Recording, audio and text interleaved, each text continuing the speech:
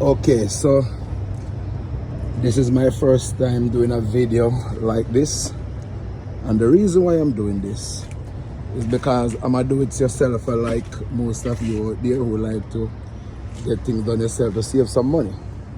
So my EGR cooler went bad. How I find out? It was burning a lot of antifreeze, and then the antifreeze was leaking, but it mostly leaked when the truck is parked.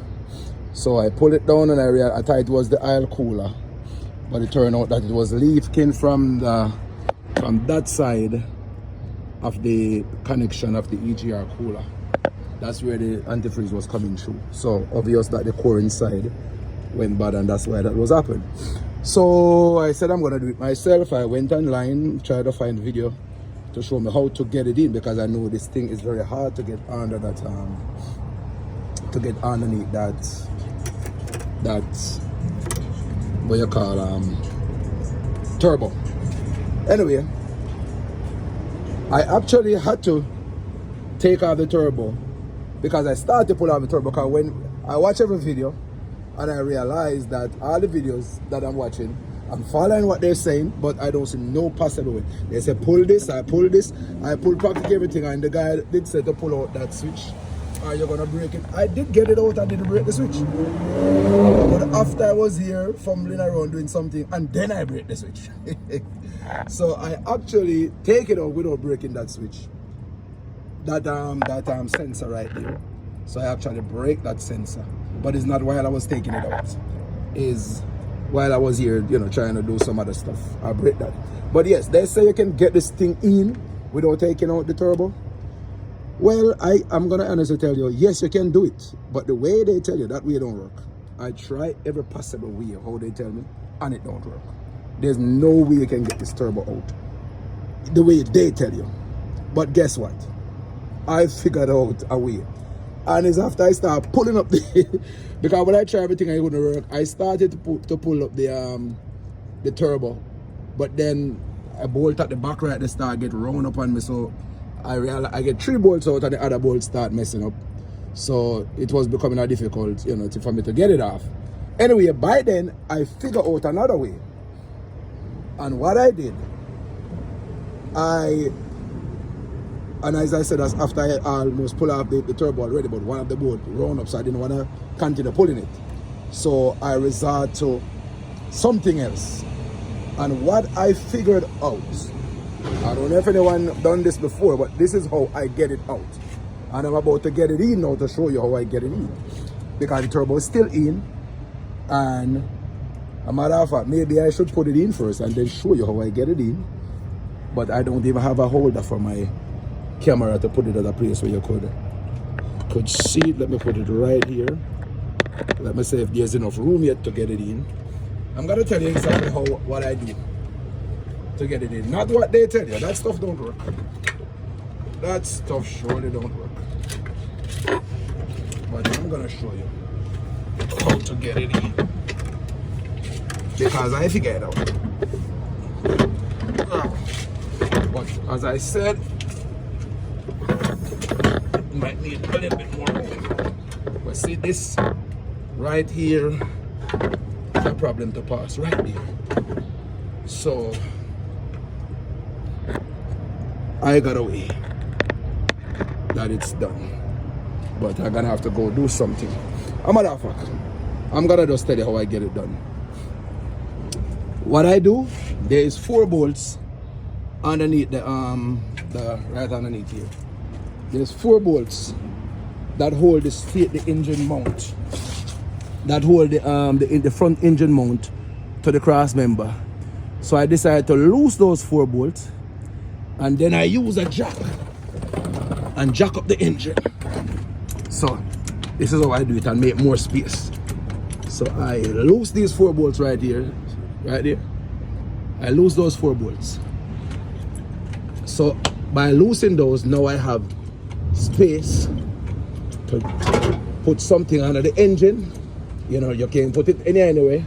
See, I put it on some bolts up there, not on the bottom of the oil pan, because you will break the oil pan. So I put it at a safe place on the engine, and then I jack it up, and by doing so, as I said, I don't got something to hold my camera here, so I'm all over the place.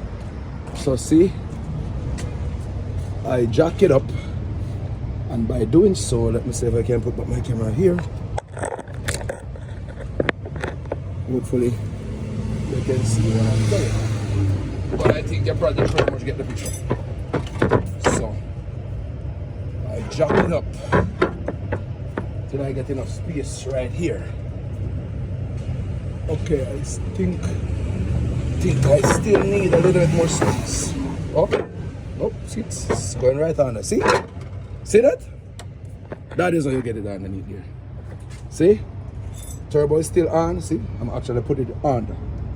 So I'm gonna post this video when I'm finished on my page. I don't usually post these kind of videos, but I said, you know something, I take the way they tell me and it didn't work, so maybe somebody need to know of this way, since you know the God in me direct me to this way of doing it. Something I try to follow what other people do, and it don't work. See, I actually can go in and out with it. This card I didn't pull it, so I'm gonna try to let's see, maybe we can slip that card around it. So see, I can in and out with it as much as I want. See, in and out. So none of those videos I saw when they come out with it, they show you when they have it put to the side.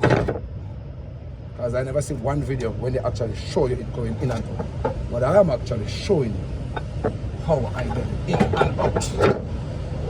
So you know this is no story. No story, see? It's already underneath here. See?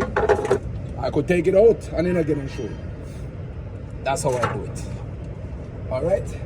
So that's a foolproof way of doing it. Don't have to ponder your head, don't have to worry your head. Don't have to be sweating and worrying and doing this and that on the turn. All of that other stuff, breaking your sensor and all of that stuff. Not necessary. Just 4 little bolts. 4 little bolts. That's on the 4 little bolts. That's under the engine mount. You just take those 4 little bolts out. You know, you're gonna need like something to pull the bottom and something to hold the top for it not to spin. You just loosen them up. And by loosening them up, you're able to jack the engine up. And by jacking the engine up, you get all the space you need right here, because this is one of the main things that stop it from coming out. This and this little piece right here. So once you jack it up, you get all the space. You slip it right in. As I said, I could show you 100 times. It comes right out. See? Right out. Come right out. All I gotta do is flip it right out. Just this card is right here right now. See? Flip it right out. You flip it right out. And you flip it right back in. As I said, this is not a really good video because I have to be holding the camera, because it's not like I prepare anything to do it. I'm just showing you how it's done. So you can easily get it in and out, no problem, if you do it this way. All right, so I'm gonna finish fitting up. I hope this video will help somebody to get, whether you're doing your oil cooler, whether you're doing, that other, well, if you're doing that other piece on the back there, not the oil cooler. If you're doing the oil cooler, you definitely have to move the turbo. But if you're doing the EGR cooler, you don't have to move the turbo. And as I said, I watch many videos that tell me that you don't have to move it, but none of them work. None of them work. And there's none that I see that they actually show you when they're taking it out. All of them, they show you they got it right here, but they never show you when they're taking it out. So I'm showing you me taking it out. I'm showing you all the space that I got right here. Because what? I loose the bolts right down there. If you look down there, you can see them. They're loose. And I jack the engine up. And by pump the engine up, and with this engine, you got a lot of space. You got space, can go up with it, and it don't break anything, it don't hurt anything. You can do that. You can do that. You got space, see? You got space. So you can go up with the engine, and when you go up with the engine, you get all the space that you want here, okay? All right, that's it. That's it, that's it, that's it, that's it. That's it.